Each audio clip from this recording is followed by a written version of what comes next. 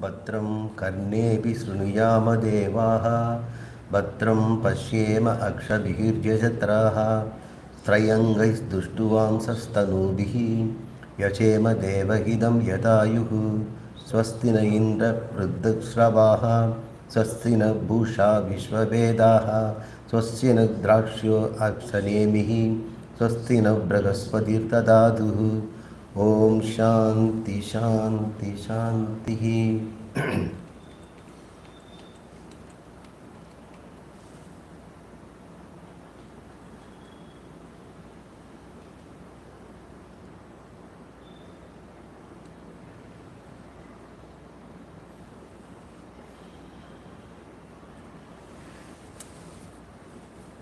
சென்ற வகுப்பில் நாம் நாமரூபங்களை பற்றி பேசினோம்.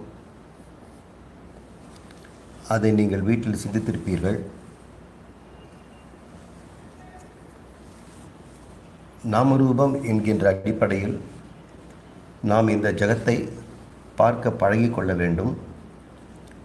ஜகம் என்பது இந்த உலகம். உலகம் பெரிதாக இருந்தாலும் கூட நம்மை பொறுத்த வரைக்கும் உலகம் என்பது நம்முடைய அனுபவங்கள் தான். நம்முடைய அனுபவங்களின் தன்மை என்ன என்பதை நாம் பார்க்க வேண்டும். ஒவ்வொருவருக்கும் தினமும் புது புது அனுபவங்கள் கிடைக்கின்றன. அந்த அனுபவங்கள் சுகமாகவும் இருக்கலாம், துக்கமாகவும் இருக்கலாம். சுகமும் துக்கமும் தினமும் காலையிலிருந்து இரவு தூங்கும் வரை மாறி மாறி வந்து கொண்டிருக்கிறது. சிலருக்கு கனவிலும் இந்த இன்பத் துன்பங்கள் வந்து கொண்டிருக்கிறது. இந்த இன்பத் துன்பமாக வருகின்ற உலக அனுபவத்தை தான் நான் இப்பொழுது உலகம் என்று உங்களுக்கு நான் கூறுகிறேன். பொதுவாக ஜகத் என்பதையும் அப்படி தான் நம்ம புரிந்து கொள்ள வேண்டும். ஜகத் விஞ்ஞானப்படி பார்த்தோம் சொன்னால் ஒட்டுமொத்த ஆகாயத்தில் இருக்கக்கூடிய அத்தனை கேலக்சிகளும் சூரியனும் சந்திரனும் பூமிகளும் எண்ணற்ற இந்த கோள்களும் உடையதாக நாம் வைத்து கொண்டாலும் கூட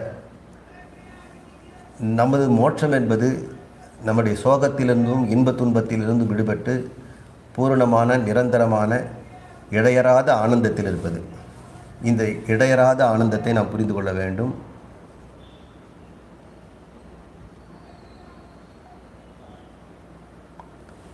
விட்டு விட்டு வரதில்லை. வழக்கமாக எல்லாருக்கும் ஆனந்தம் இல்லைன்னு சொல்ல முடியாது. எல்லா ஜீவராசிகளும் தினமும் கொஞ்சம் கொஞ்சம் ஆனந்தத்தை அனுபவிக்கத்தான் செய்கிறோம். அப்பப்போ ஒரு சினிமா காமெடியோ ஒரு சாக்லேட்டோ அல்லது நண்பர்களை பார்க்கும் பொழுதோ குழந்தையோடு விளையாடும் பொழுதோ ஏதோ ஒரு வகையில் ஒரு நல்ல நூலை படிக்கும்போது கூட நமக்கு ஒரு குட்டி ஆனந்தம் கிடைக்கிறது. அதுக்கப்புறம் உடனடியாக மறைந்து போகிறது. மறுபடியும் ஒரு புது ஆனந்தம் வரும் வரை நாம் காத்திருக்க வேண்டும். அது வரும் என்று சொல்ல முடியாது. ஒவ்வொரு ஆனந்தமும் சற்று நேரம்தான் நமக்கு இருந்து விட்டு செல்கிறது. ஆனால் முக்தி என்பது இடையறாத ஆனந்தம், இடைவெளியே இல்லாதது. அப்படி என்றால் துக்கம் என்ற சாயலே இல்லாதது. ஆனந்தம் ஆனந்தமற்ற நிலை, மறுபடியும் ஆனந்தம் அப்படின்ற விட்டு விட்டு வருகின்ற நிலை என்பதே கிடையாது. இதுதான் முக்திக்கு சரியான விளக்கம். பந்தத்திற்கு விளக்கம் இடையிடையே ஆனந்தம், முக்தி இடையறாத ஆனந்தம். பல பேர் என்ன சொல்கிறாங்க, ஒரு பேரின்பம் கிடைக்கும் முக்தியில் அப்படிங்கிறாங்க.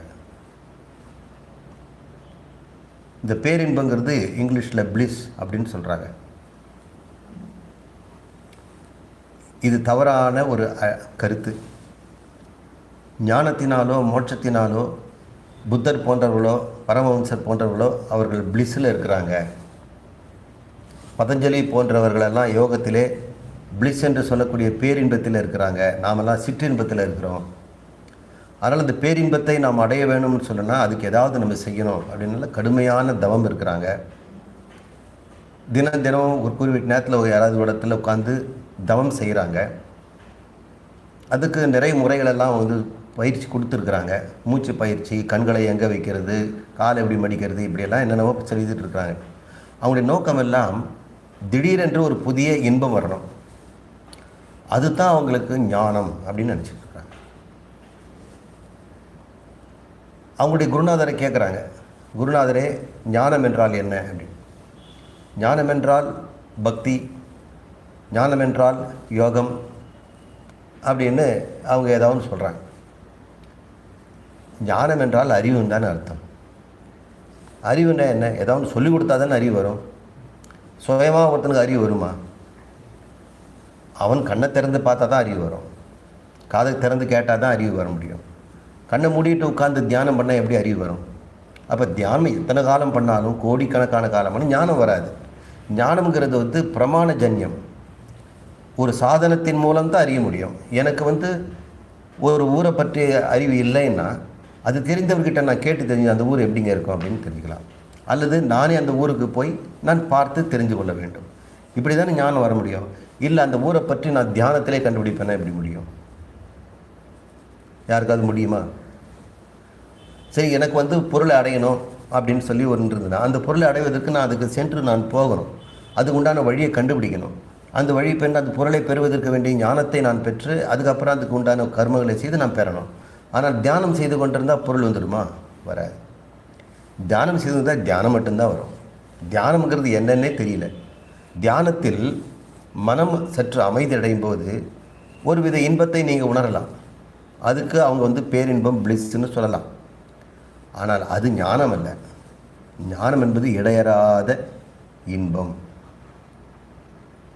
இடையறாத ஆனந்தம்.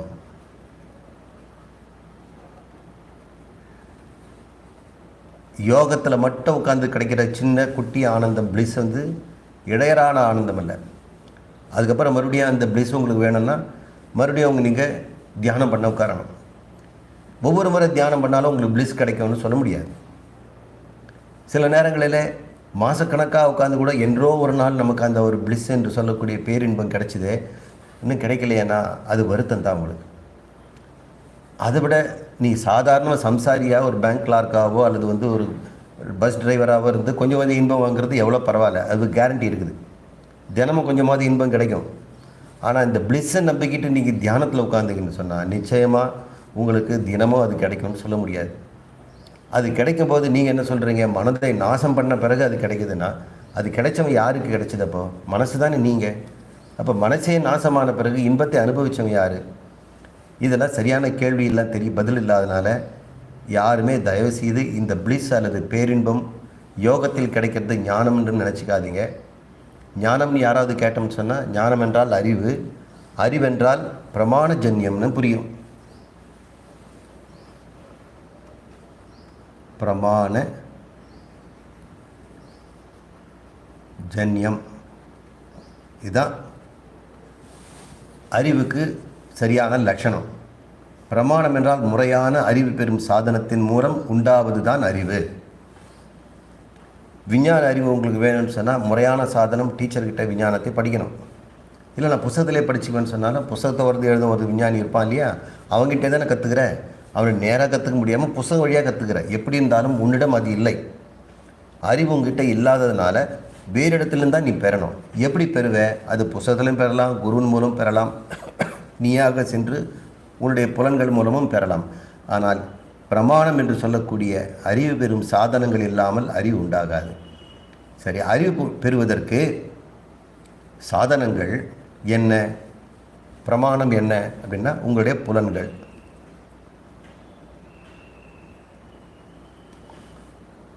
இந்த புலன்கள் அடிப்படையில் நீ செய்கிற அனுமானம், இது மட்டும் போதாது.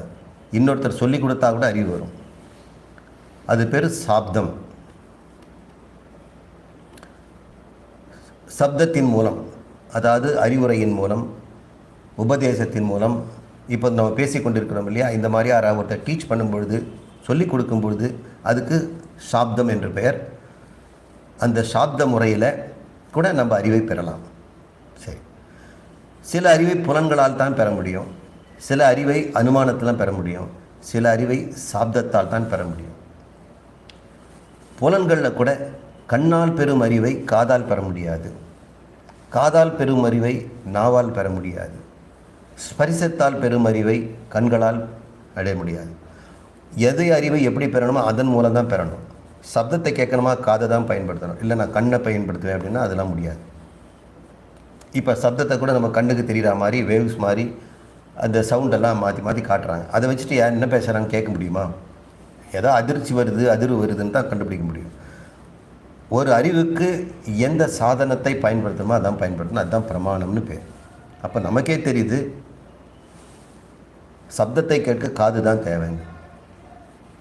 சிலது சப்தங்களுக்கும் கண்களுக்கும் சுவைக்கும் எட்டாதது இருக்கலாம். மேக்னட்டிசம்னு வைங்க. அந்த மேக்னெட்டை நீங்கள் வந்து கையால் ஃபீல் பண்ண முடியாது, கண்ணால் பார்க்க முடியாது, சுவையும் கிடையாது. ஆனால் ஒரு மேக்னெட்டுக்கு மேக்னட்டிசம் இருக்குதுங்கிறத நீங்கள் இன்னொரு இரும்பை வச்சு நீங்கள் கண்டுபிடிச்சிடுங்க. அப்போ இரும்பை இழுப்பதுனாலேயே அது வந்து அதில் ஒரு சக்தி இருக்கிறதுங்கிறது நீங்கள் அனுமானம் பண்ணுறீங்க. அந்த அனுமானங்கிறது வந்து புலன்களால் பெறலை, புலன்களின் மூலம் பெற்ற அறிவை கொண்டு நாம் அறிவது. அப்போது இது இரண்டாம் தரமான அறிவு. இது ரெண்டுமே நாம் வந்து சுயமாக தன்னுடைய புலன்களையும் அனுமானத்தையும் புத்தியை வச்சு நம்ம பயன்படுத்தலாம். ஆனால் இதற்கு அப்பாலும் சில விஷயங்கள் இருந்ததுன்னா, புலன்களுக்கும் எட்டாதது, அனுமானமும் பண்ண முடியாது அப்படிங்கிற ஒன்று இருந்ததுன்னா, அது தெரிந்தவர்கள்கிட்ட கேட்டு தெரிந்து கொள்வது தான் ஒன்று. அதுதான் சாப்தம் என்று பெயர். அந்த தெரிந்தவருக்கு இது எப்படி தெரிஞ்சுது? அவர் தான் புலன்களை பயன்படுத்தல, அனுபவத்தை பயன்படுத்த முடியாதே. அப்போது எனக்கு சொல்லிக் கொடுக்கின்ற ஆசிரியருக்கு இது எப்படி கிடைச்சிது? அவர் புலன்களும் அனுமானம் பயன்படுத்தியிருக்க மாட்டார். ஏன்னா அதுக்கு புலனுக்கு அனுமானத்திற்கும் அப்பாற்பட்டது. எனவே அவரும் சாப்தத்தின் மூலம் தான் இதை பெற்றிருக்க வேண்டும். அவர் எப்படி பெற்றார்? அது சாப்தம். எல்லா சப்தத்துக்கும் முதல் சப்தம்னு ஒன்று இருக்கு இல்லையா? சாப்தங்கிறது சப்தம் தான். அந்த சப்தம் பேர் ஸ்ருதி அல்லது வேதம். 4 வேதங்களில் இருக்கக்கூடிய பிரமாணங்கள் நமக்கு துணை புரிகின்றன. அந்த வேதத்தின் மூலம்தான் நம்ம ஞானத்தை பெறுகிறோம். ஸோ இந்த மாதிரியான பிரமாணங்கள் மூலம் கிடைப்பது தான் ஞானம். சரி, ஞானம் எப்படியோ புலன்களும் அனுமானம் ஸ்ருதியும் தான் கிடைக்குதுன்னு சொன்னான். இதில் எங்கே தியானம் இருக்குதா? தியானத்தின் மூலம் உனக்கு என்ன கிடைக்கும் சொல்லுங்கள்? நீங்கள் கண்ணை மூடி உட்காந்துக்கிட்டு நீங்கள் எதையாவது நினச்சிக்கிட்டே இருந்தீங்கன்னா நினச்சிக்கிறது தான் கிடைக்கும். உங்களுக்கு எதை நினைப்பீங்க? ஏற்கனவே இங்கே என்னென்ன படித்து வச்சுருக்கீங்களோ அதை வச்சு தான் நீங்கள் உங்களால் பார்க்க முடியும். புதிதாக ஒரு அறிவு உங்களுக்கு வரவே வராது. பழைய அறிவு உங்கள்கிட்ட நிலைவிறதை கொண்டு வந்தால் நீங்கள் பார்க்க முடியும். பல பேருக்கு தியானத்தில் உட்காந்துக்கிட்டு இருப்பாங்க, ஆனால் நேற்று நடந்த பிரச்சனையை தான் திங்க் பண்ணுவாங்க, அல்லது வந்து தேவையில்லாமல் பழைய கனவுகளிலே போய் காலத்தை நேரத்தை வீண் பண்ணுவாங்க, அல்லது நாளைக்கு என்ன செய்யலாங்க திட்டம் போடுவாங்க. அவங்க உட்கார்ந்தது எதை பற்றியோ தியானம். அதுதான் குருநாதர் சொல்லி கொடுத்தா தியானம் செய்யுங்க. இவங்க தியானம் பண்ணுறது எதை பற்றி தியானம் பண்ணுறது குருநாதர் சொல்லியே கொடுக்கல. சொல்லியே கொடுக்காம தியானம் பண்ணுன்னு சொன்னால் அவன் கண்ணை மூடிட்டு என்ன நினைப்பான்? ஒவ்வொருத்தர் மண்டையிலையும் அவங்கவுங்க மண்டையில் என்ன இருக்குதோ அதுதான் அவங்க தியானத்தில் வரும். தியான ஹாலில் உட்காந்து பார்த்தா மிக சைலண்ட்டாக நூற்றுக்கணக்கான பேர் ஏசி ஹாலில் உட்காந்துக்கிட்டு அதுக்குன்னு 10,000 20,000 செலவு பண்ணிக்கொண்டு ஃபீஸை கட்டிட்டு அந்த குருநாதர்கிட்ட போகிறாங்க. அவரை ஒரு பாயை விரிச்சிட்டு உட்கார வச்சுட்டு நான் சொல்கிற மாதிரி தியானம் பண்ணுங்கன்னு சொல்கிறாரு. பிராணாயாமம் பண்ணுங்கள், மூச்சை விடுங்கன்னு. அதுக்கப்புறம் நீங்கள் உங்களுக்கு சுயமாக தான் நீங்கள் வந்து கண்ணை மூடிட்டு தீக்கணும். பாதி பேர் தூக்கம் வேறு வந்துடும். இந்த தூக்கத்தை வேறு கட்டுப்படுத்திக்கிட்டு எதை பற்றி தியானிக்கிறது? இப்போ நாம் பேசுகின்ற நாமரூபத்தை பற்றி தியானம் பண்ணாதான் அது தியானம்னு அர்த்தம். அப்படி யாராவது நாமரூபத்தை பற்றி தியானம் பண்ணாங்களா? ஞானத்தை பற்றி தியானம் பண்ணாங்களா? ஞானத்தை சிந்தித்திருப்பது தானே தியானம். அப்போ சிந்திப்பதற்கே உங்களுக்கு ஞானம் வேணும்னா அந்த ஞானம் உங்களுக்கு தியானத்தின் மூலம் கிடைக்காது இல்லை. தியானத்துக்கு உங்களுக்கு தேவையானது ஞானம். ஞானம் இருந்தால்தான் தியானமே பண்ண முடியும். அப்போ எப்படி தியானத்தினால ஞானம் கிடைக்கும்? இது ரிவர்ஸில் எல்லாம் இருக்குது. இது வந்து சரியான முறையில் விசாரணை இல்லாமல் அவிசார சித்தின்னு பேர். விசாரணை செய்து கொள்ளாமல் அவங்களும் முடிவு பண்ணிக்கிறாங்க. என்ன சார் நீங்கள் சொல்கிறீங்க? இங்கே இருக்கக்கூடிய குருநாதர்களெல்லாம் லட்சக்கணக்கான சீடர்கள் வச்சுருக்காங்க, உலகம் முழுக்க அவங்கெல்லாம் பாடம் சொல்லி கொடுக்குறாங்க, எத்தனையோ சென்டர்ஸ் வச்சுருக்கிறாங்க. அவங்கெல்லாம் நீங்கள் சொல்கிறத பார்த்தா அவங்க செய்கிறதா தப்புன்னு தானே அர்த்தம். நிச்சயமாக எத்தனை கோடி பேர் முன்னாடி வந்து சொன்னாலும் இது பிரமாண ஜன்யமாக ஞானத்தை தியானத்திலிருந்து பெற முடியாது என்பதை எங்கே வேணாலும் யார் வேணாலும் நிரூபிக்கலாம். இதை நான் சொல்ல வேண்டியதில் நீங்களே உங்களுக்கே தெரியும். தியானத்தில் அமர்ந்து நீங்கள் சொல்யூஷனை கண்டுபிடிச்சிருக்கீங்க. உங்களுக்கு வேண்டிய கால்குலஸ் பிரச்சனையோ மேத்தமெட்டிக்ஸ் பிரச்சனையோ அல்லது நாளைக்கு எக்ஸாமுக்கு படிக்க வேண்டிய சிலபஸில் இருக்கக்கூடிய சப்ஜெக்டோ நீங்கள் புத்தகம் படித்தா தானே கிடைக்கும். தியானத்தில் உட்காந்து வந்துடுமா? நாளைக்கு ப்ராக்டிக்கல் எக்ஸாமினேஷன் இருக்குது, நான் போய் நல்லா செய்யணும் அப்படியே தியானம் பண்ண முடியுமா? தியானத்தினால் ஒன்று தான் கிடைக்கும், மன அமைதி கிடைக்கும். மன அமைதி எதற்காக நாம் தியானத்தில் பெறுகிறோம்? இந்த ஞானத்தை பெறுவதற்கு மனம் தயாராக இருக்கணும். இல்லை என்றால் மனம் வந்து பல இடத்துல அலையும். பல இடத்துல அலைகின்ற மனதை ஓரிடத்தில் அமர்த்தி வைத்து அதை ஃபோக்கஸ் பண்ண ஒரு குவித்து வைத்தால்தான் இது போன்ற டீச்சிங்கெல்லாம் மனசில் புதியும். இப்போ நீங்கள்லாம் கேட்டுட்ருக்கீங்க இல்லையா இந்த பேச்சை, நீங்கள் எல்லாமே தியானம் செய்யாமலே மனதை குவிக்க பயிற்று கொண்டவர்கள். மனதை குவித்த பயந்தவர்களுக்கு தியானம் தேவையில்லை. யாருக்கெல்லாம் மனம் குவிக்க முடியாதோ, மனம் சிதறடைகிறதோ, இது போன்ற வகுப்பிலோ யூடியூப்லேயோ கூட கேட்கக்கூட சந்தர்ப்பம் இல்லாமல், கண்ணில் படுத்தாலும் பார்க்க முடியாமல், கேட்டாலும் கொஞ்ச நேரத்தில் அதை கேட்கவும் முடியாமல் ஆஃப் பண்ணிவிட்டு வேறு ஒரு சேனலுக்கு போகிறீங்க இல்லையா, அப்பொழுதே தெரியுது உங்கள் மனசு அலைப்பாகிறது என்று, உங்களால் நிர்ணயித்த முடியவில்லை என்று. அவர்களுக்குத்தான் தியானம் தேவை. அது ஞானத்துக்காக இல்லை, இது போல் யூடியூப் சேனலில் உபதேசங்களை கேட்பதற்கு வேண்டிய மன அமைதி தருவதற்கு தான் நம்ம அதை பயன்படுத்துகிறோம். மற்றபடி நான் தியானத்தை குறை சொல்லவில்லை. அது மனதை சுத்தம் கூட செய்யாது. நிறைய பேர் தியானத்தில் மனதை அமைதி அடைகிறாங்க, ஆனால் சுத்தம் அடையுமா என்றால் சுத்தம் அடையாது. தியானம் மனதை சுத்தம் பண்ணாது. இருக்கிற மனசை அமைதி தான் பண்ணும். கோபக்காரனை கோபம் இல்லாமல் பண்ணும், பயந்தவனை பயம் இல்லாமல் பண்ணும், சில சமயம் பயத்தை அதிகம் கூட பண்ணிவிட்டுடும். இருக்கின்ற ஒன்றை நிலைநிறுத்துவது தான் தியானம். தியானத்தினால் புதுசாக எதுவுமே கிடைக்காது. உண்மையிலே இருக்கிறதெல்லாம் போய்கிட்டே இருக்கும். தியானத்தினால் மனம் திருந்தியவள் யாருமே இல்லை. மனதை கர்மயோகத்தில் தான் திறந்து முடியும். அவன் மனதை பிரதிபந்த பாவனையை தன்னுடைய எண்ணங்களால் மாற்றிக்கொண்டால் தான் முடியும். தியானம் செய்து திருந்தியவனை நான் பார்த்ததே கிடையாது. அவன் திருந்தியதால் தான் தியானமே செய்கிறான். தியானத்தில் ஒருவனை உட்கார வச்சு திருத்திடலான்னா அது முடியவே முடியாது. அவன் திருந்துவதற்கு மனம் சம்மதித்தால் மட்டுமே செய்ய முடியும். தியானம் அதை தரவே தராது. நிறைய பேர் சொல்கிறாங்க, ஜெயிலில் இருக்கிற கைதிகள்லாம் நாங்கள் தியானம் சொல்லித்தரோம், அவங்களாம் திருந்திடுவாங்க. அவங்க திருந்தினால்தான் தியானத்தில் உட்கார்றாங்க. அவன் தியானத்தில் உட்கார வைக்கிறதுக்கு காரணமே அவன் திருந்துறதுக்கு மனசை ரெடி பண்ணதுனால. தியானத்தின் மூலம் அவன் திருந்தலை, திருந்தி இருப்பதால் உன் தியானத்தில் உட்கார்றான். இந்த ரிவர்சல் ஆர்டரில் அவங்க புரிஞ்சிக்க மாட்டேங்கிறாங்க. அதனால் பேரின்பம் என்பது தவறான ஒரு கோட்பாடு. பிளிஸ் என்பது ஆனந்தம் அல்ல, அது தற்காலிகமாக மனதில் இருக்கின்ற கிளர்ச்சி. அது தியானத்திலும் கிடைக்கலாம், போதைப் பொருள்களும் கிடைக்கலாம், காதல் உணர்விலும் கிடைக்கலாம், பரவசத்திலும் கிடைக்கலாம், பக்தியிலும் கிடைக்கலாம், எப்படி வேணால் கிடைக்கலாம். சில சமயத்தில் பாம்பு கடித்து விஷத்தினால் கூட கிடைச்சிருது.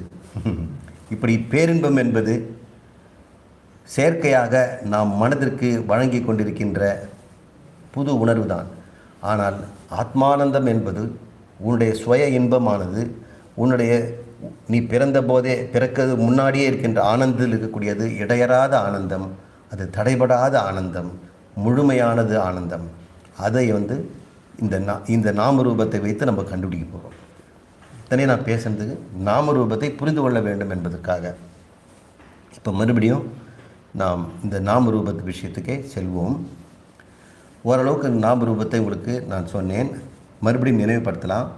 நாம் நீ நாமா நீ.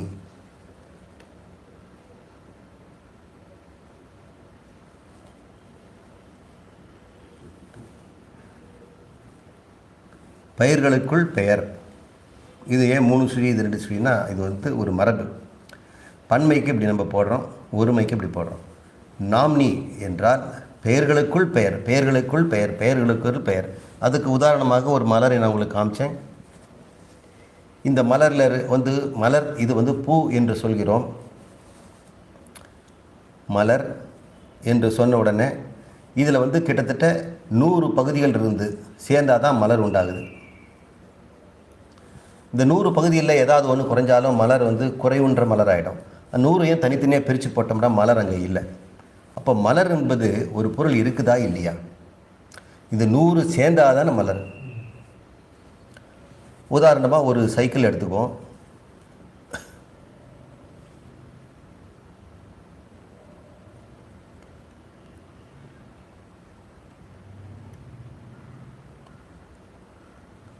இந்த சைக்கிள் வண்டி, இந்த சைக்கிளோ மோட்டார் சைக்கிளோ, இதில் கிட்டத்தட்ட ஒரு 550 பகுதிகள் இருக்கலாம், உறுப்புகள். ஸ்பார்க் ப்ளக்லேருந்து இது சாதாரண மிதிவண்டி அல்லது மோட்டார் சைக்கிளாக இருந்தால் ஒரு 550 பகுதிகள் இருக்குது. ராயல் என்ஃபீல்டுக்காரங்க அப்படி தான் சொல்கிறாங்க. 550 உதிரி பாகங்களை சேர்ந்தால்தான் மோட்டார் பைக். அப்போ மோட்டார் பைக்குன்னு எதாவது ஒன்று இருக்குதா என்று பார்த்தால் இந்த பாகங்கள் சேர்ந்தால் தான் அது உண்டாகுது. பாகங்கள் பிரிந்தால் பாகங்கள் தான் இருக்கும். மோட்டர் பைக் இருக்காது. மோட்டர் பைக்குங்கிறது உலகத்தில் உண்டா அப்படின்னா இருக்குது சார். எப்போ? இதெல்லாம் ஒழுங்காக சேர்க்கப்படும் போது. இந்த 550 என்ன? நாமங்கள் இல்லை சார், அதெல்லாம் பொருள் தானே. பேருன்னா பொருள் இருக்கணும் இல்லை, பொருள் இல்லாமல் பேர் வைக்க முடியாது இல்லை. அதனால் நாமங்கள்னு சொன்னாலே நீங்கள் பொருள்னு எடுத்துக்கலாம். சரி, இந்த 550 நாமங்களும் சேர்ந்தால் ஒரு மோட்டர் பைக் வருது. வேறு ஒரு பொருள் எடுத்து போயிங் எடுத்துக்குவோம். அந்த போயிங் ஏரோப்ளேன் எடுத்துட்டோம்னு சொன்னால் அதில் இதுக்கு நாமங்கள் வந்து இன்னும் கொஞ்சம் ஒரு 10,000 15,000 இருக்கலாம். எந்த பொருள் எடுத்தாலும் ஒரு மனிதன் எடுத்துக்குவோம்.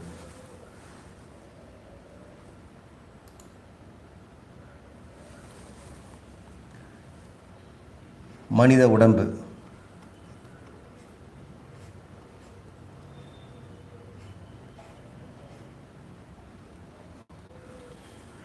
இதில் 11 மண்டலங்கள் இருக்குது. 11 மண்டலங்கள் சேர்ந்தால் மனிதன். இந்த 11 நாம ரூபங்கள் அதெல்லாம் வந்து மெடிக்கல் டிபார்ட்மெண்ட்டில் வச்சுருக்காங்க. நியூராலஜி செக்ஷனு, கேஸ்ட்ரோஎன்ட்ராலஜி செக்ஷனு, ஆப்தால்மாலஜி செக்ஷனு, நியூராலஜி செக்ஷனு அப்படின்னு அவங்க வந்து ஒவ்வொன்றுத்துக்கும் அது பேர் வச்சுருக்காங்க. இது மாதிரி 11 மண்டலங்கள் இருக்குது. இதெல்லாம் சேர்ந்தால் தான் மனிதன். இந்த மண்டலங்களில் 11 நாம ரூபம். இந்த 11 மண்டலத்தை ஒரு மண்டலம் எடுத்துட்டோம்னு சொன்னால் புலன் அப்படி எடுத்துக்குவோம். புலன் மண்டலம் எடுத்துக்கிட்டோம்னா அதில் கண், காது, மூக்கு, இஎன்டின்னு வருது. இதில் நான் சிலதெல்லாம் விட்டுடும். இதுக்குள்ளே எத்தனை சொற்கள் இருக்குன்னு பாருங்கள். இப்போ காது அப்படிங்கிற ஒன்றில் எத்தனை பகுதிகள் இருக்குது பாருங்கள். வெளியே இருக்கக்கூடிய மடல் காது, அதுக்குள்ளே இருக்கக்கூடிய உள்காது, அப்புறம் இங்கே இருக்கக்கூடிய ஜவ்வு, அப்புறம் காக்லியா, இது ஈஸ்டேஷன் கெனால், இங்கே நரம்பு மூளைக்கு போகணும். இங்கே வந்து 3 எலும்புகள் இருக்குது. இப்படி எத்தனை நாம ரூபம் இருக்குது பாருங்கள். இதெல்லாம் இங்கே கிட்டத்தட்ட ஒரு 25 நாம ரூபம்னு வைப்போம். 25 சேர்ந்தால் தானே காது. ஏதாவது ஒரு பொருள் வந்து சேர்க்கை இல்லாமல் இருக்குதா? சேர்க்கையே இல்லாத தனிப்பொருள் எந்த நாமரூபம் எடுத்தாலும் அது இன்னும் நிறைய நாமரூபத்துக்கு தான் போகுது. நாமரூபங்களின் சேர்க்கை தான் இந்த உலகத்தில் இருக்கிற எல்லா பொருளுமே ஆகுது. இப்போ மனிதன்கிட்ட இருக்கக்கூடிய 11 மண்டலங்களோ அந்த மண்டலத்தில் இருக்கிற ஒவ்வொரு மண்டலத்தில் இருக்கக்கூடிய நாமரூபங்களெல்லாம் பிரித்து போடணும் வைங்க. சரி, நாமரூபம் ஏன் இப்போ உங்களுக்கு சொல்கிறேன்னா, நாமரூபம்னு உலகத்தில் இல்லை. சொன்ன உடனேயே அது பிரித்த உடனே அந்த நாமரூபம் போயிடுச்சு இல்லையா? இப்போ நான் போட்டிருக்கிற சட்டை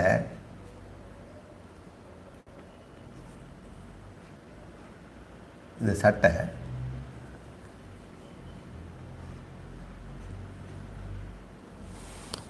இது சட்டைங்கிறோம்.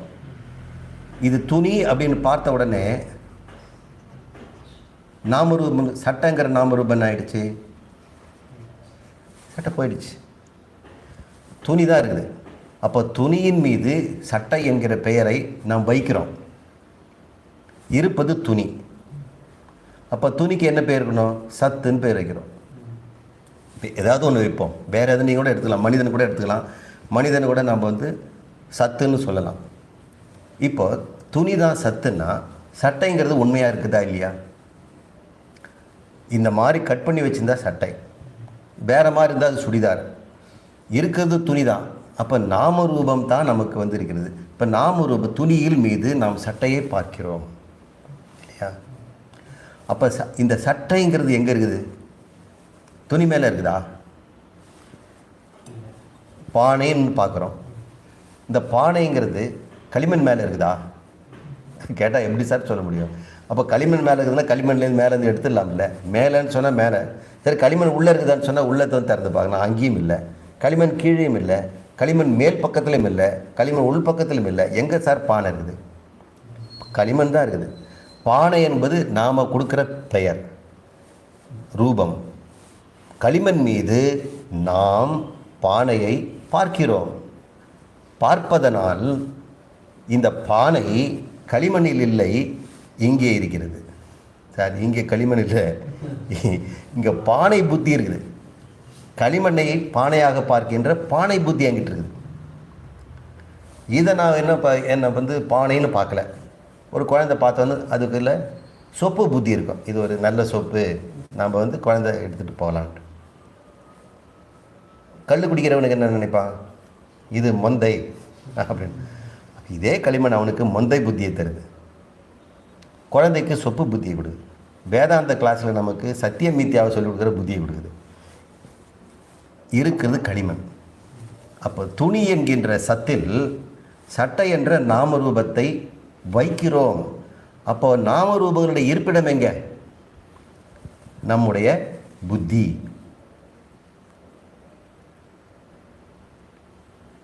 புத்தியில் தானே நாமரூபம் வருது. இந்த துணியில் நாமரூபத்தை நான் தானே பார்க்குறேன். சரி, இப்போ துணியை பார்த்த உடனே சட்டைங்கிற நாமரூபம் புத்தியிலேருந்து விலகிடுச்சு.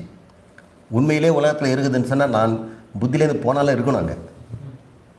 அப்படி இல்லை, புத்தியில் இருக்கும் வரை தான் அது இருக்கிறது. இந்த சட்டையை பார்க்கும்பொழுது என்னுடைய சட்டைன்னு நான் சொல்கிறேன். இது கிழிஞ்ச பிறகு என்ன சொல்லுவாங்க?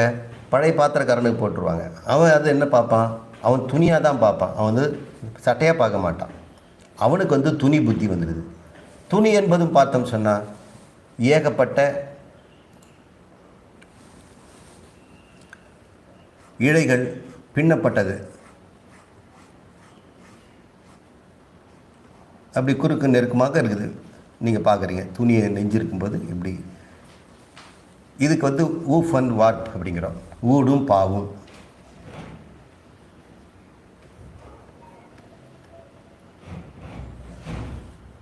இப்போ இது துணின்னு பார்க்கும்போது நாம் நூல் என்றும் பார்க்கலாம். சட்டையை பார்க்கும்போதே துணியை பார்த்தோம், சட்டை ஓடி போச்சு. சட்டை ஓடினோடனே துணி இருந்துச்சு. நூலை பார்க்கும்போது துணியும் போயிடுச்சு. அப்போ துணி எங்கிறது இருக்குதா? என்ன இருக்குது? நாமரூபமாக இருக்கிறது. சட்டை இருக்குதா? இருக்குது, நாமரூபமாக இருக்கிறது. எங்கே இருக்குது நாமரூபம்? புத்தியில் இருக்குது. நீ எப்படி பார்க்குறியோ அந்த சமயத்தில் அந்த நாமரூபத்தை புத்தி தான் உற்பத்தி பண்ணுது. புத்தியில் தான் நாமரூபங்கள் உற்பத்தி ஆகின்றன. ஆனால் வெளியே என்ன இருக்குது?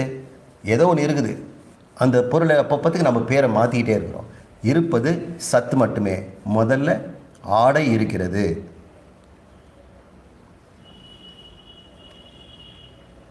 அப்படின்னு சொன்னோம். இருக்கிறதுக்கு நம்ம சத்துன்னு பேர் வைக்கணும். அதுதான் சத்தியம்ங்கிறோம். அதுக்கப்புறம் இந்த நாமரூபம் போன உடனே துணி இருக்கிறது. இருக்கிறதுனா சத்து. சத்து இருந்துகிட்டே இருக்குதா? அதுக்கப்புறம் நம்ம என்ன சொல்கிறோம்? நூல் இருக்கிறது, சத்து இருக்குது. அப்போது சத்து இருக்குது. இது போயிடுச்சு, மறைஞ்சிடுச்சு. இது மறைஞ்சிடுச்சு. இப்போ நூல் மறையும் போது பஞ்சு வந்துடும். பஞ்சு இருக்கிறது. இருக்கிறதுங்கிறது இருந்துக்கிட்டே தான் இருக்குது.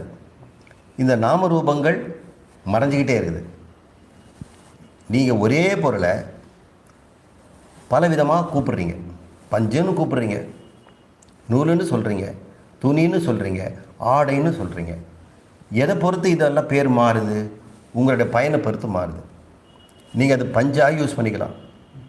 பழைய பேப்பர்காரன் இல்லை இவங்களாம் பார்த்தீங்கன்னா பழைய துணி பனியன் வேஸ்ட்லாம் எடுத்து ரூபா நோட்டில் பனியன் வேஸ்ட்டில் தான் அடிக்கிறாங்க. ரூபா நோட்டுக்கு பயன்படுத்திக்கின்ற தாள் சுத்தமான பஞ்சிலேருந்து எடுக்கிறாங்க, மரத்துலேருந்து எடுக்கிறதில்ல. மரக்கூழ்லேருந்து செய்கிறதுல பிஞ்சிடும். துணியாக நெய்தப்பட்டதை மறுபடியும் பஞ்சாக செல்லுலோஸாக மாற்றினால் அற்புதமான பிரிண்டிங் பேப்பர் கிடைக்குது. அதுதான் ரூபா நோட்டுக்கு. மடித்தா கூட கிழிஞ்சாலும் எத்தனை பல முறை பயன்படுத்தக்கூடியது இருக்கிறது. அப்போது யார் எதை பார்க்கிறார்களோ ஒரே பொருள் சத்து என்று ஒன்று இருக்கிறது.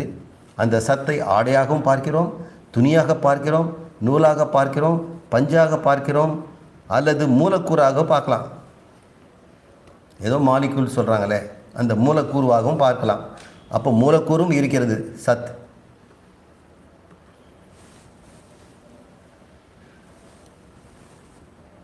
மூலக்கூறு, அதுக்கப்புறம் அணுக்கள். அதுவும் சத்து தான். சத்துக்கு நாம் அணுக்கள்னு பேர் வைக்கிறோம். அணுக்களுக்கு கீழே துகள்கள் இருக்கலாம், அதுவும் சத்து தான். ஒரே சத்து நாம் துகளாக பார்க்கலாம். இந்த சட்டையை ஒரு பார்ட்டிகல் ஃபிசிக்ஸ் பார்த்தோம்னா இது 10 ட்ரில்லியன் துகள்கள் சேர்ந்த மூலக்கூறுகளானது அப்படின்னு ஏதாவது கணக்கு போட்டு சொல்லுவார். ஏன்னா அவர் எடை போட்டு பார்ப்பார். இது பார்த்துட்டு இது 700 கிராம் 800 கிராம் அப்படின்ற இந்த சட்டைக்கு எடை போட்டார்னா 800 கிராமில் எவ்வளோ மாலிக்யூல்ஸ் இருக்கும், எத்தனை ஆட்டம்ஸ் இருக்கும், எத்தனை துகள் இருக்குன்னு ஒரு சும்மா கால்குலேட்டர் போட்டே சொல்லிவிடுவார்.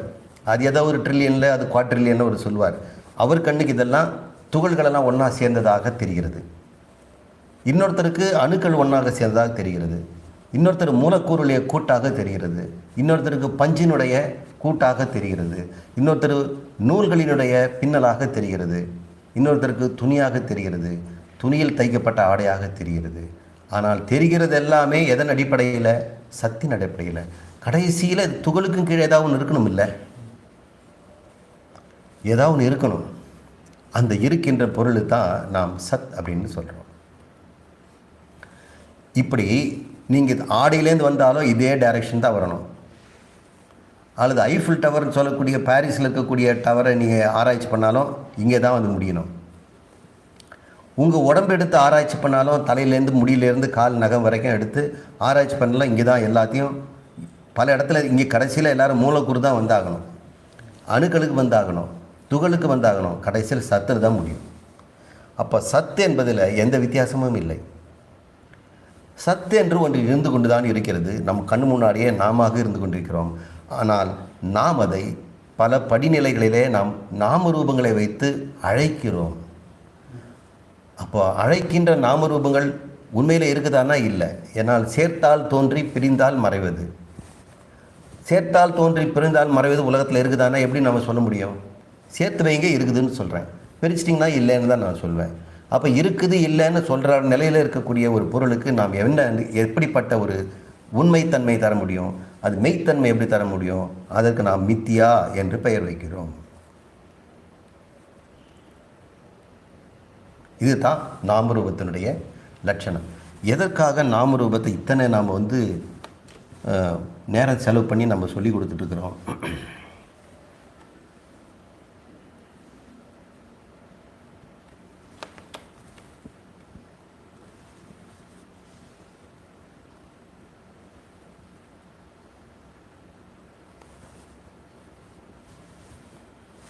நான் சொன்னேன், நாம் வாழ்கின்ற வாழ்க்கையில் துக்கம் அனுபவிக்கிறோம், ஆனந்தத்தை இடையறாது அனுபவிக்கணும்னு சொன்னால் நமக்கு ஒரு அறிவு வேண்டும். அந்த அறிவு என்ன என்று சொன்னால், இந்த உலகம் நிலையற்றது, இந்த உலகத்திலுடைய இன்பங்களும் துன்பங்களும் நிலையற்றவை. காரணம் அவை அனைத்தும் நாமரூபங்கள் என்று தெரிந்து கொள்வதனால். அப்போ நாமரூபத்தை நீங்கள் அன்றாடம் மெடிடேஷன் பண்ணணும். இது பேர் தான் மெடிடேஷன். இப்போ நீங்கள் தாராளமாக மெடிடேஷன் பண்ணலாம், தியானம் செய்யலாம். இப்படி தான் தியானம் செய்ய கற்றுக் கொடுக்கணும். நான் உங்களை யாரும் தியானம் செய்ய உட்காருங்கன்னு இந்த வகுப்பில் யாரையும் நான் உட்கார சொன்னதும் கிடையாது. எப்படி தியானம் செய்யுதுன்னு சொல்லிக் கொடுத்ததும் கிடையாது. தியானம் செய்ய யாரும் சொல்லிக் கொடுக்கவே வேண்டியதில்லை. எந்த வகுப்பும் தேவையில்லை. எல்லாரும் தியானம் செய்து கொண்டு தான் இருக்கிறோம். அடுத்த வேலைக்கு என்ன டிஃபன் செய்யலான்னு அம்மா யோசிக்கும் போது ஒரு தியானம். பஸ்ஸு பிடிச்சி வேலைக்கு போயிட்டு அந்த கம்பெனியில் போய் சேர்ந்து நாம் எப்படி செய்ய போகிறோம்னு நினைக்கும் போது ஒரு தியானம். அல்லது நாளைக்கு படிக்க வேண்டிய பரீட்சையில் இருக்கக்கூடிய அந்த ஒரு ஆன்சர்லாம் மனசில் நினச்சி பார்க்கும்போது ஒரு தியானம். தியானம் மானச வியாபாரம், மனதில் நடக்கின்ற நிகழ்ச்சி, அது பேர் தியானம். அது எல்லாரும் செய்துட்டு தான் இருக்கிறோம், தியானம் பண்ணிட்டு தான் இருக்கிறோம். இதனால சொல்கிறாங்க ப்ரீ மெடிடேட்டட் மர்டர் அப்படிங்கிறாங்க. அவன் முன்கூட்டியே திட்டமிட்ட கொலை செய்திருக்கிறான். அப்படின்னா கொலை செய்வதுக்கு முன்னாடி எப்படி செய்யணும், எப்படி தப்பிக்கணும், எப்படி எவிடன்ஸ் எல்லாம் மறைக்கணும்னு திட்டம் போட்டு தான் செய்திருக்கிறான். அதுக்கு பேர் என்ன சொல்கிறோம்? ப்ரீ மெடிடேஷன் சொல்கிறோம், முன்கூட்டியே திட்டமிட்டது. அப்போ தியானம் என்பது மெடிடேஷன், அது மனதினுடைய வேலை. மனதை அழித்து விட்டு தியானம் பண்ணுறதுக்கு முடியாது. தியானத்தினால் மனதை அழிக்கவும் முடியாது, மனதை அழிக்கவே முடியாது. மனதை வேணால் ஸ்டன் பண்ணலாம், கொஞ்ச நேரம் நிறுத்தி வைக்கலாம். ஆனால் அது இல்லாமல் நாசம் செய்யவே முடியாது. ஏனென்றால் நாம் அதுதான். இப்போ தியானம் என்பது சொல்லிக் கொடுத்தப்பட்ட உபதேசங்களை, இப்போ இந்த வகுப்பில் நாம் நாமரூபங்களை பற்றி பேசணும். இப்போ நீங்கள் என்ன பண்ண போகிறீங்க? உங்கள் மனதில் இருக்கின்ற துன்பங்களுக்கெல்லாம் காரணம் என்ன? மனத்துயர்,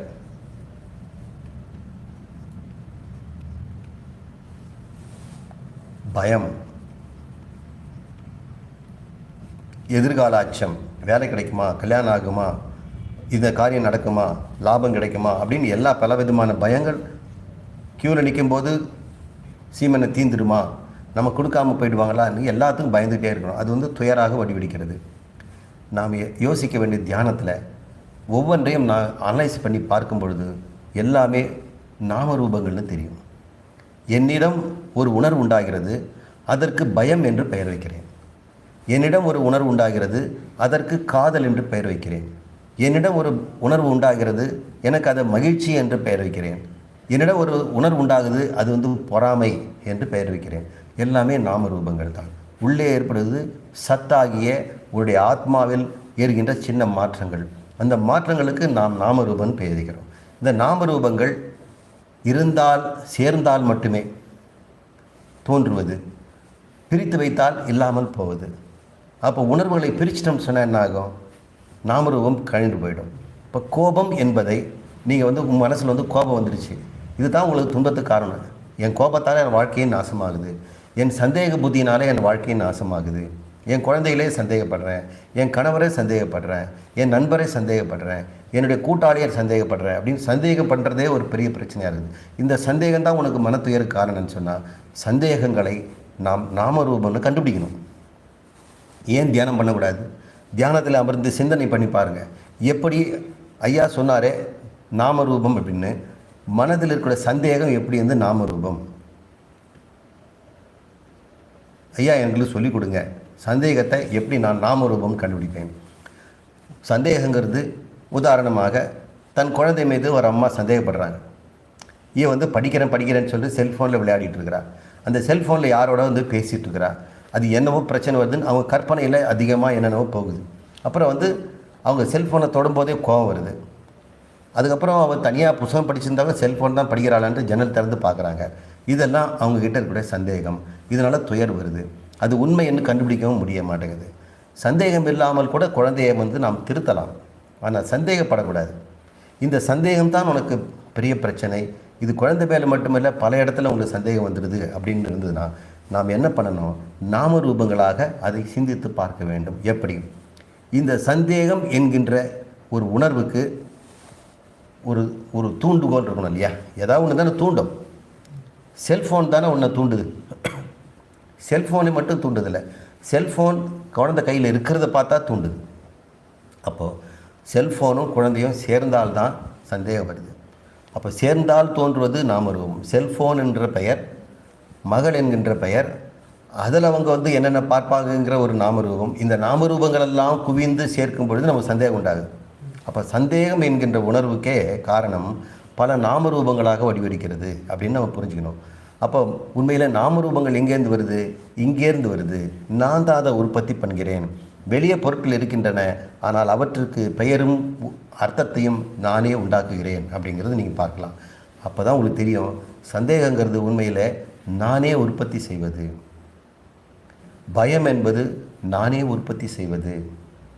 பயம் எப்போ களையும்? பயத்துக்கு காரணமான பொருளை பிரிஞ்சு போனால் தெரிஞ்சிடும். நாமரூபங்கள் சேர்ந்தால் பயம், நாமரூபங்கள் பிரிந்தால் பயம் போயிடுச்சு. இந்த பயத்தை உண்டாக்குவது உன்னுடைய நாமரூபங்கள் தான். நாமரூபங்கள் எங்கேருந்து தோன்றுன்னு சொன்ன புத்தியிலேருந்து வருதுன்ட்டு. அப்போ ஒவ்வொருவருமே தன் மனதில் இருக்கின்ற துயருக்கு காரணமான அடிப்படை உணர்வுகளாகிய அன்பு, காதல், பயம், பொறாமை, அழுக்காறு, இன்னாச்சொற்கள், சந்தேக புத்தி, வெட்கம், இது போன்ற பல வகையான உணர்வுகளை நம்ம பார்க்குறோம். இந்த உணர்வுகளுக்கு என்னை தூண்டுகின்ற பொருட்களுடைய உண்மைத்தன்மையை பார்த்தோம் சொன்னால் அவைகள் உலகத்தில் இல்லாத பொருட்கள், நாமரூபங்களால் சேர்க்கப்பட்டவை, என்னால் நாமரூபங்களை குவித்து உண்டாக்கப்பட்டது. சைக்கிள் கடைக்காரன் எல்லாம் சைக்கிள் பொருளை சேர்த்து சைக்கிள் உண்டாக்குறான். ஆனால் உன் உணர்வுகளை நீ என்ன பண்ணுற? நீ உன்னுடைய நாமரூபங்கள் உங்ககிட்டே இருக்கக்கூடிய தகவல்களை எல்லாம் ஒன்றாக சேர்த்து அது ஒரு பயம்னு ஒரு பேரை கொடுக்குற. பொறாமைன்னு ஒரு பேர் கொடுக்குற இந்த செயலை தியானத்தில் அமர்ந்து அன்வைண்ட் பண்ணணும், பிரித்து போட்டணும். எண்ணங்களை அப்படியே பிசிறாக நாசம் பண்ணணும். சந்தேகத்துக்கு இடமான பொருட்களுக்கு இருக்கக்கூடிய அடிப்படை பொருட்கள்லாம் பிரித்து வச்சுட்டோம்னா சந்தேகம் உடனடியாக மறைவதை நாம் பார்க்கலாம். இது இந்த மந்திரத்தின் மூலம் நாம் பெறுகின்ற ஒரு உயர்ந்த விஷயம். ஆனால் நாம் இங்கே இந்த மந்திரத்தில் என்ன சொல்லப்படுகிறதுன்னா, அந்த பகவானாகிய கடவுள் இறைவன் அவன் சர்வஜன் சர்வவித், இதெல்லாம் நம்ம பார்த்துட்டோம். அவன் ஞான சுரூபமாகத்தான் இருக்கிறான். அவனுக்கென்று உடல் கிடையாது. அவன் ஞானமே தன்னுடைய மேனியாக திருமேனியாக கொண்டிருக்கிறான். மேனின்னா வடிவம் நினச்சிக்க வேண்டாம், ஞானத்திற்கு வடிவமே இல்லை என்று நம்ம பார்த்தோம். அவன் தவம் செய்து அந்த தவத்திலிருந்து நாமரூபங்களை வெளிப்படுத்தினான். இப்போ அவர்கிட்ட ஒரு புத்தி இருந்தால் தானே நாமரூபங்களை வர முடியும். நம்முடைய புத்தியிலேருந்து தான் நாமரூபம் உண்டாகிறோம். இந்த பொருளுக்கு சட்டின்னு பேர் வச்சது களிமண்ணா? நாம தானே வச்சோம். இப்போ என் புத்தியிலேருந்து தான் இது வந்திருக்குது. இதையே ஒருத்த இங்கிலீஷ்காரன் பார்த்தானா அவனுடைய நாமரூபத்தில் என்ன சொல்லுவான்? பாட் அப்படின்வான், டைனி பாட் அப்படின்வான். இப்போ நாம் குட்டி பானை அப்படிங்கிறோம், சட்டி அப்படின்லாம் சொல்கிறோம். களிமண் தான் இருக்கிறது. களிமண் மீது நம் புத்தி ஒன்றை பெயரை சூட்டுகிறது. அதே போல்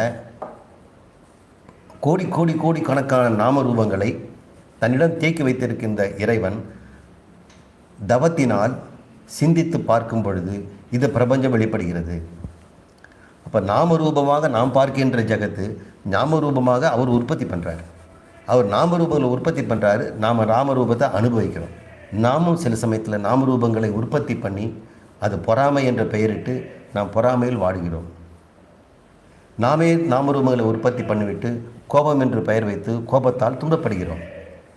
நாமும் கூட ஒரு வகையில் இறைவனாகத்தான் செயல்படுகிறோம். நாமரூபங்களை நாம் புத்தியிலிருந்து உண்டாக்குகிறோம். அவர் நாமரூபங்களை மாயையிலிருந்து உற்பத்தி செய்கிறார், தன்னுடைய பழைய நினைவிலிருந்து செய்கிறார். முந்தைய சிருஷ்டியை நினைவு பார்த்து அங்கிருந்த நாமரூபங்களை வெளிப்படுத்துகிறார். அப்படிப்பட்ட நாமரூபமயமான ஜகத்தை அன்னம் என்று பெயர் சொல்லி அதிலிருந்து தோன்றுகிறது சஜாயதே என்று இந்த மந்திரம் சொல்கிறது. அடுத்த மந்திரம் பார்ப்போம். இங்கே முதல் மண்டகத்தினுடைய இரண்டாவது கண்டத்தினுடைய முதல் மந்திரம். நாம் இதுவரைக்கும் பார்த்தது முண்டகோபனிஷத்தில் முதல் கண்டத்தை பார்த்தோம். முதல் முண்டகத்தில் முதல் கண்டம். இப்போ முதல் முண்டகத்தில் இரண்டாவது கண்டம். இது மாதிரி 3 முண்டகம் இருக்கிறது. ஒவ்வொரு முண்டகத்திலும் 2 கண்டம் இருக்கும். இந்த இரண்டாவது கண்டம் முடிச்சிட்டோம்னா ரெண்டாவது முண்டகத்தை நாம் செல்லலாம். இப்போ இந்த மந்திரத்தில் என்ன இருந்துன்னு பார்ப்போம். தத் ஏதத் சத்யம் மந்திரேஷு கர்மாணி கவயஹ யானி அபஷ்யம் ஸ்தானி ஸ்ரேதாயாம் பகுதா சந்ததானி தானி ஆச்சரத நியதம் சத்யகாமஹ ஏஷ வஹ பந்தா சுக்ருதஸ்ய லோகே. இந்த மந்திரத்தினுடைய ஒவ்வொரு சொல்லாக பார்ப்போம். தத் ஏதத். தத் என்றால் இந்த, ஏதத் இந்த மந்திரத்தில் இந்த மந்திரம் சொல்லியிருக்கிறோம்ல, என்ன சொல்லப்படுகிறது என்றால் சத்தியம் உண்மையை, கவயக கவி என்று சொல்லக்கூடிய ரிஷிகள், எந்த யானி கர்மாணி யாகங்களை வேள்வைகளை, மந்திரேஷு மந்திரங்களுக்குள், அபஷ்யன் பார்த்தார்களோ, தானி அவை, திரேதாயாம் 3 வகையான வேதங்களில் அல்லது திரேதா யுகத்தில், பகுதா பலவிதமாக கூறப்பட்டுள்ளது, சந்ததானி விரித்து அமைக்கப்பட்டுள்ளது அப்படின்னு இந்த மந்திரம் சொல்லுது.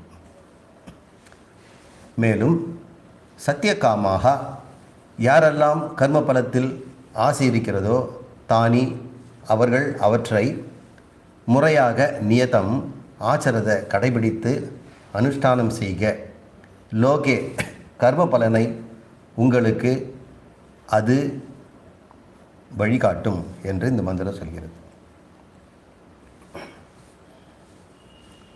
இந்த மந்திரத்தினுடைய உள்கருத்து என்ன என்று சொன்னால், கவயக என்று சொல்லக்கூடியவர்கள் ரிஷிகள். இதனுடைய சொல்லுடைய வேர் கவி. கவிஞன் அப்படின்லாம் சொல்கிறோம். கவி என்றால் யாருன்னா ரிஷிகளுக்கு தான் கவின்னு பேர். கவய என்றால் இந்த அறிவை உடையவர்கள், அந்த ரிஷிகள். அதுதான் கவய காளியம்மன் கூட சொல்கிறோம். காளிக்கு கவய காளின்னு பேர். கவி என்றால் முக்காலும் உணர்ந்தவர்கள். இதுவரை நடந்தது, இனி நடக்கப் போவது அனைத்தையும் அவர்கள் அறிவார்கள். அப்படிப்பட்டவங்க ரிஷிகள். அவங்களுக்கெல்லாம் ஜோதிடம் தெரியுமா, என்னுடைய எதிர்காலம் பார்த்து சொல்லுவாங்கன்னா அப்படி சொல்லலை. இந்த பிரபஞ்சமானது எப்படி தோன்றி எப்படி நிலை பெற்று எப்படி மறைகிறது என்ற மூன்றையும் அறிந்தவர்கள், அவர்களுக்கு பேர் ரிஷி என்று பெயர். அந்த கவய என்று சொல்லக்கூடிய ரிஷிகள் அபஷ்யன் பார்த்தார்களாம். அவருடைய ஞான கண்ணால் அவர்கள் பார்த்தார்கள். அவருடைய மனதிலே தோன்றிய மந்திரங்களிலிருந்து பார்த்தார்கள். எதை பார்த்தார்கள்? இந்த மந்திரங்களிலே ஒரு உண்மை இருப்பதை பார்க்கிறார்கள். இந்த தத் ஏதத் மந்திரேஷு ஒரு உண்மையை பார்க்கிறார்கள். எந்த உண்மை என்றால், செயலுக்கும் பலனுக்கும் உள்ள ஒரு தொடர்பை பார்க்கிறார்கள். ஒரு செயல் செய்கிறான், தர்ம காரியம் செய்கிறான், ஏழைகளுக்கு உணவு தருகிறான். சில பேர் இந்த கொரோனா காலத்தில் பசி பட்டினியில் இருக்கும் பொழுதெல்லாம் சில பேர் உணவு பதார்த்தங்கள் கொண்டு போய் கொடுத்தாங்க. சென்னையில் மழை காலத்தில் ஒதுங்கி இருக்கின்ற ஏழைகளுக்கு ஒரு பள்ளிக்கூடத்துலேயோ ஒரு மண்டபத்திலேயோ தங்கறது இடம் கொடுத்தாங்க. அவங்க சமையல்லாம் பண்ண முடியாது, உடைமைகளெல்லாம் தண்ணியில் மூழ்கி போயிடுச்சு. அந்த சமயத்தில் எத்தனையோ நல்ல மனிதர்கள் தர்மம் காரியங்கள் செய்து உணவெல்லாம் அளித்தார்கள். அரசாங்கமும் அவங்களுக்கு உதவித்தொகையும் நிவாரணங்கள்லாம் கொடுத்தது. இதெல்லாம் தர்ம காரியங்கள். இந்த காரியங்களினால் அவங்களுக்கு என்ன கிடைக்குது? கொடுக்கப்பட்டவனுக்கு பசி நீங்குது, கொடுத்தவனுக்கு நான் நல்லது செய்தேங்கிற ஒரு உடனடியான ஒரு மகிழ்ச்சி கிடைக்குது. மகிழ்ச்சி இல்லைன்னா யாரும் அதை செய்கிறது கிடையாது. அது செய்யலைன்னா அவங்க கையில் ஒரு குறை இருக்கும். நம்ம பார்த்துட்டு சும்மா இருக்கிறோமே அப்படின்னு இருக்கும்.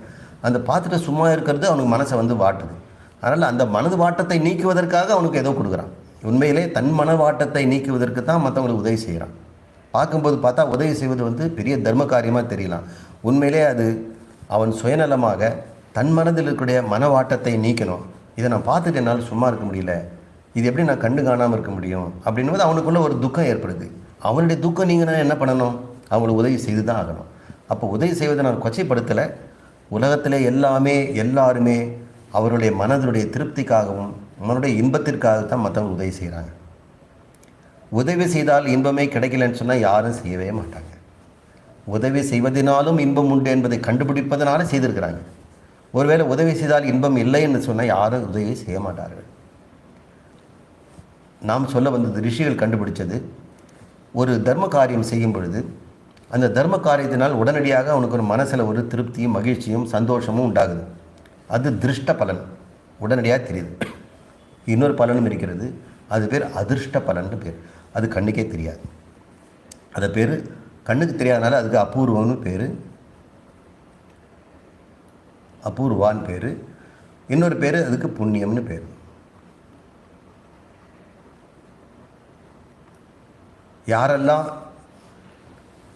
தானம் செய்தார்களோ, தியாகம் செய்தார்களோ, தன்னுடைய நேரத்தையும் பொருளையும் அறிவையும் மற்றவங்களெல்லாம் கொடுத்து யாரெல்லாம் உதவி செய்கிறார்களோ அவர்களுக்கு அந்த சமயத்தில் கிடைக்கிற சந்தோஷத்தையும் தவிர கண்ணுக்கு தெரியாத புண்ணியம் என்கின்ற ஒரு பலனும் உண்டாகிறது. அந்த பலன் எப்போ வேலை செய்யும்? அவர்கள் எப்பொழுது ஒரு உதவி தேவைப்படுகிறதோ, அறிவு தேவைப்படுகிறதோ, பொருள் தேவைப்படுகிறதோ அந்த சமயத்தில் அது வரும். ஏன்னா நீங்கள் என்ன பண்ணீங்க? உங்கள் அறிவை கொடுத்தீங்க, பொருளை கொடுத்தீங்க, உழைப்பு கொடுத்தீங்க. அது புண்ணியமாக மாறி உங்களுக்கு எப்பாவது உதவி தேவைப்படலாம், உங்களுக்கு எப்பாவது பொருள் தேவைப்படலாம், உங்களுக்கு சில சமயத்தில் அறிவுரை தேவைப்படலாம். அந்த சமயத்தில் நல்ல நேரங்க அவர் சரியாக சொன்னார், நான் தப்பிச்சிட்டேன். நல்ல நேரங்க அவர் ஒரு 1000 ரூபாய் கொடுத்தாரு, நான் பெரிய பிரச்சனை சமாளிச்சிட்டேன்.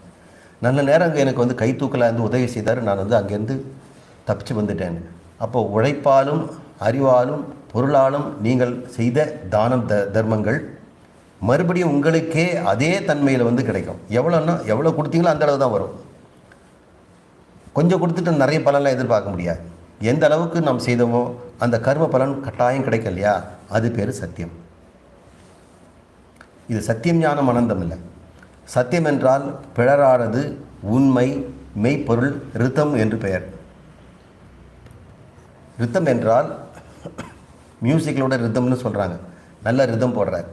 ரிதம் என்பதென்றால் பிழையற்றது, தவறற்றது, பிசிறற்றது.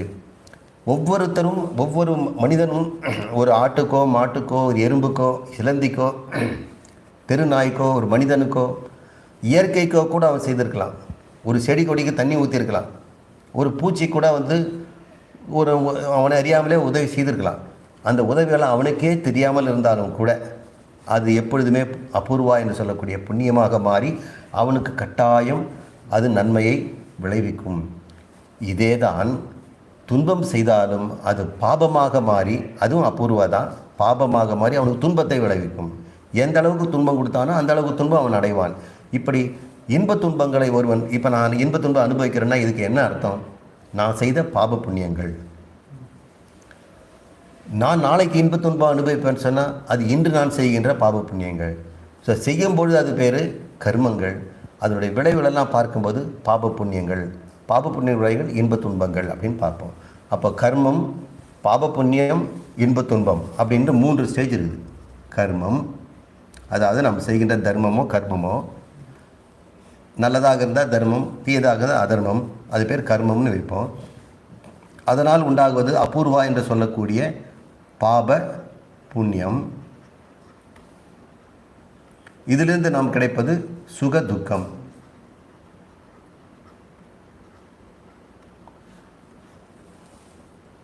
இன்றைக்கி அவசரமாக இன்டர்வியூக்கு போயாகணும். வண்டியை ஸ்டார்ட் பண்ணாக்கா பங்க்சராக இருக்குது, பெட்ரோல் இல்லை, ஃப்ரெண்டுக்கு ஃபோன் பண்ணால் ஃபோன் எடுக்க மாட்டேங்கிறான். சரி பஸ் ஸ்டாண்டில் போய் நிற்போன்னு பார்த்தோம்னு சொன்னால் பஸ்ஸும் சில நேரத்தில் வரமாட்டேங்குது. இப்படியெல்லாம் வரும்போது நீங்கள் துக்கம் அனுபவிக்கிறீங்களா இல்லையா?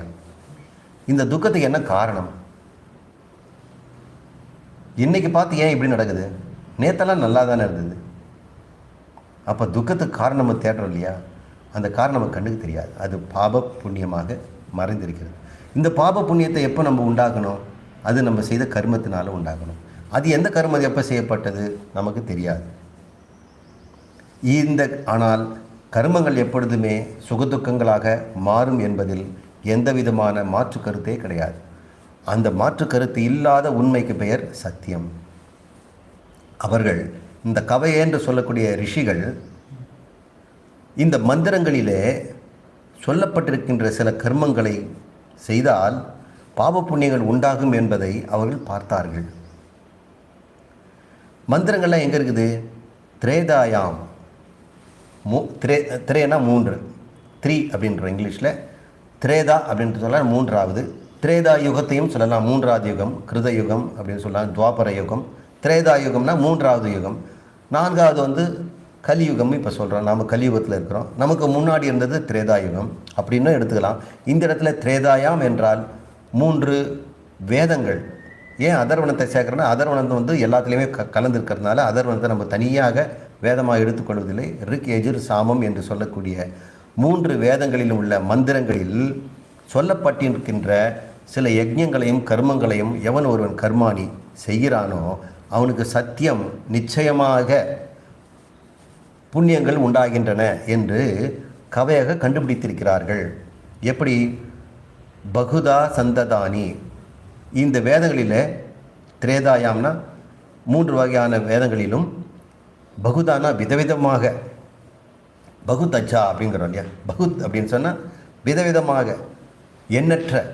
எண்ணற்ற அளவற்ற விதவிதமான மந்திரங்கள் கர்மங்கள் சொல்லப்பட்டிருக்கின்றன.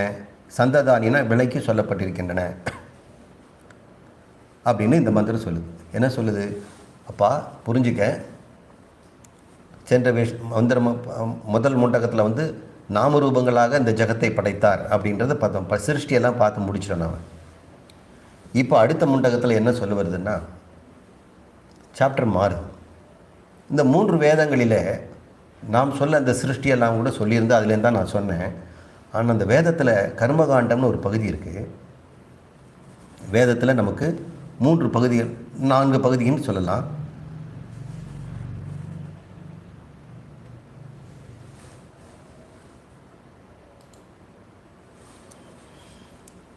வேதம் இது ருக்கு, யஜுஷ், சாமம், அதர்வன, இந்த மாதிரி 4 இருக்குது. 4ஆக பிரித்து வச்சுருக்கிறாங்க. இது மந்திரங்களாக இருக்கும், இது உரைநடையாகவும் இருக்கும், கொஞ்சம் மந்திரங்களும் இருக்கும். இது வந்து மந்திரங்களை ராகமாக பாடுறது. இதில் வந்து இதே ருக்கு மந்திரங்கள் இருக்கும், ருக்கு மந்திரத்தில் இல்லாத மந்திரங்களும் இதில் கொஞ்சம் சேர்க்கப்பட்டிருக்கும். அதனால் தனியாக இதை வச்சுருக்கிறாங்க. கிட்டத்தட்ட இந்த 4மே ஒன்று தான், வேதம் ஒன்று தான். இதில் என்ன இருக்குது அதுதான் இதில் இருக்குது, இதிலே இருக்குது, இதிலே இருக்குது. 3லும் இந்த 4லும் இதாக இருக்குது. நாம் இதை கணக்கில் எடுத்துக்க வேண்டாம், இது மட்டும் எடுத்துக்குவோம். ஏன்னா அதர்வன இது 3லும் இருப்பதைத்தான் அதுவும் சொல்கிறது. இந்த வேதங்கள் எது எடுத்தாலும், ருக்கு எடுத்தாலும், ரஜு எடுத்தாலும், சாமம் எடுத்தாலும் அதில் 4 பகுதிகள் இருக்கும். இதிலே 4 இருக்கும். இந்த 4ம் ஒரே பொருள் தான். இந்த 4 என்ன அப்படின்னு சொன்னால், கர்மகாண்டம்,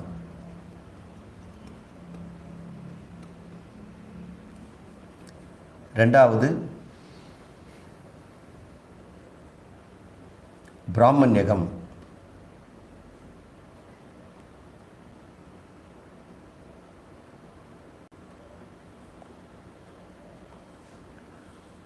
மூன்றாவது உபாசனம், 4வது வேதாந்தம் அல்லது உபனிஷத். இப்போது 1, 2, 3, 4 இருக்குலேயும் இந்த 4 இருக்கும், யஜுர்லேயும் இருக்கும், சாமத்துலேயும் இருக்கும். யார் யார் எந்த சாகையில் இருக்காங்களோ அந்த சாகைக்கு உண்டான கர்மகாண்டத்தை பார்ப்பாங்க. ருக்கில் என்ன கர்மகாண்டம் இருக்குது அதுதான் யஜுஸ்லேயும் இருக்கும், அதுதான் சாமத்துலேயும் இருக்கும். சாகைக்கு ஏற்ற மாதிரி ஜனங்கள் வந்து அவங்க இந்த சாகையை சேர்ந்தவன் நான் சாமவேதத்தில் இருந்த மந்திரங்களை நான் பயன்படுத்திக்கிறேன் அப்படின்னு சொல்லுவான். சில யஜ்ஞங்களில் 4 வேதங்களுக்கு உண்டான சாகைக்கு உண்டான வாத்தியார்களும் தேவைப்படலாம். 16 பேர் 18 பேர் சேர்ந்து ஒரு யாகத்தை செய்வாங்க. 4 ருக்வேத மந்திரம் சொல்பவர்கள் வாத்தியார்கள், யஜுர்வேத மந்திரம் செய்கின்ற 4 பேர், சாமவேதம் 4, அதர்வேன வேதம் சொல்லக்கூடிய 4, மொத்தம் 16 பேர் ப்ளஸ் பத்தினின்னு சொல்லக்கூடிய இந்த யாகத்தை செய்பவர்கள், அந்த எஜமானன் எஜமானி, இவங்க சேர்ந்து 18 பேர் ஒரு யாகத்துக்கு தேவைப்படலாம். சில நேரங்களில் ஏதோ ஒரு வாத்தியார் ஒருத்தரை வச்சு பண்ணலாம். அவங்களுக்கெல்லாம் பல விதமான பேர்லாம் இருக்குது. நாம் என்ன சொல்ல வந்தோன்னா, இந்த கர்மகாண்டத்தில் என்ன இருக்குது, மந்திரங்கள் இருக்கும். இந்த மந்திரங்களை எப்படி வந்து யாகங்களாக பயன்படுத்துவது, யாக மந்திரங்கள் அப்படின்லாம் இருக்கும்.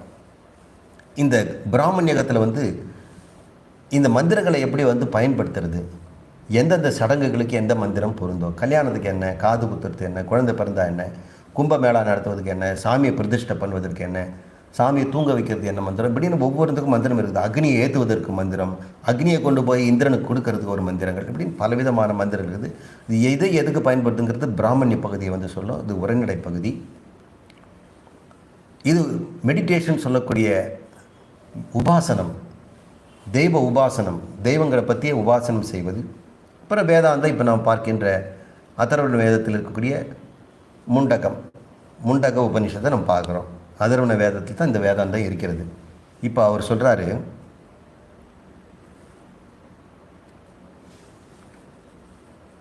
இந்த 3 வேதங்கள் இருக்கக்கூடிய மந்திரங்களை அவர்கள் பார்த்து சத்தியம் என்று சொல்லக்கூடிய கர்மங்களை சொல்கிறாங்க.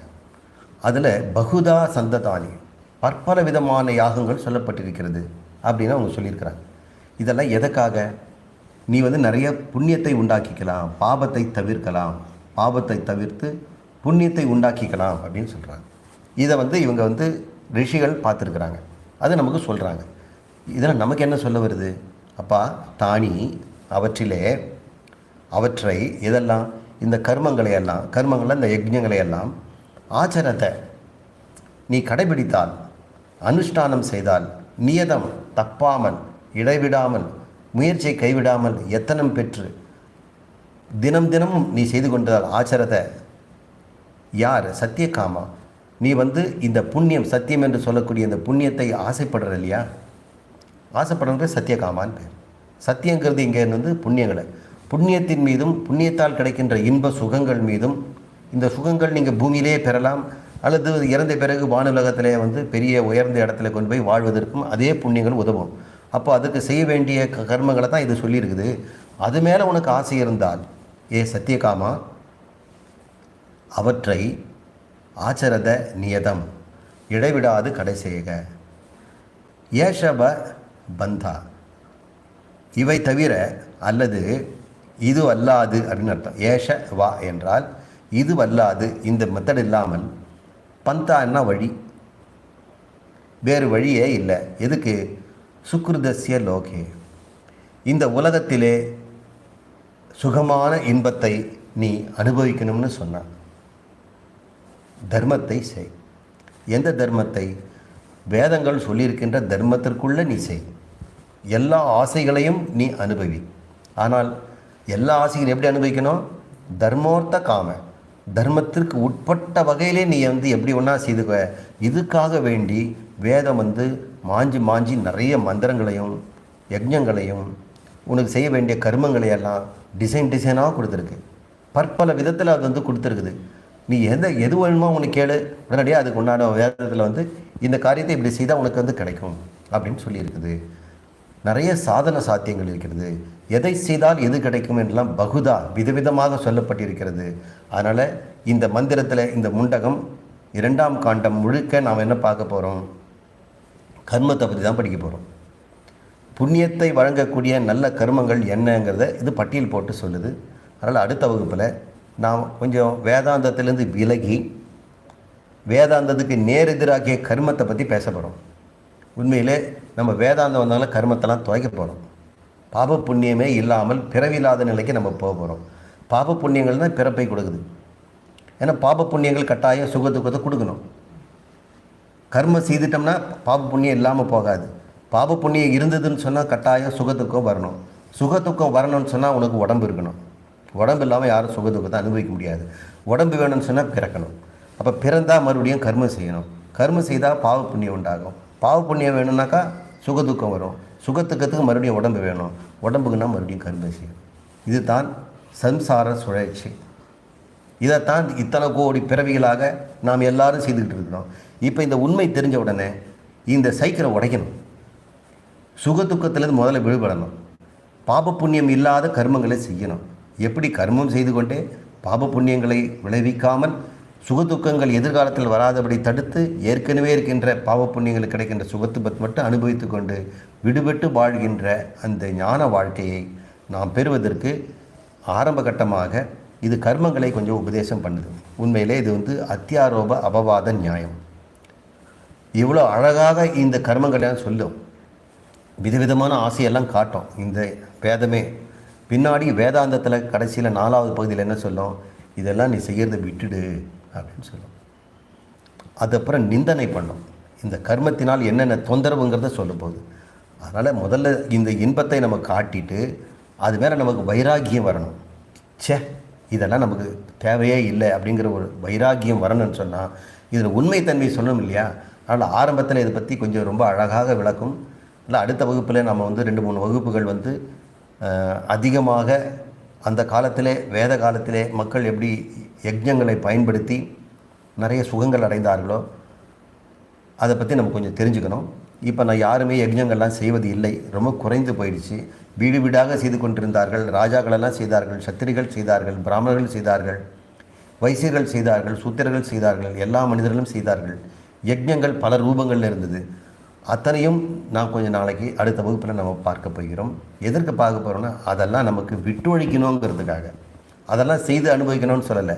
இதெல்லாம் நம்ம தெரிந்தோ தெரியாமலோ செய்து கொண்டு தானே இருக்கிறோம். அதை எப்படி தொலைப்பது, அவைகளை நாமரூபங்கள் என்று நம்ம கண்டுபிடிச்சி அதிலிருந்து விடுபடுவதை பற்றி அடுத்த வகுப்பில் சந்திப்போம். ஓம் பூர்ணமத பூர்ணமிதம் பூர்ணாத் பூர்ணமுதச்யதே பூர்ணஸ்ய பூர்ணம் ஆதாய பூர்ணம் ஏவாவசிஷ்யதே. ஓம் சாந்தி சாந்தி சாந்தி. ஹரி ஓம் ஸ்ரீ குருப்யோ நம. ஹரி ஓம்.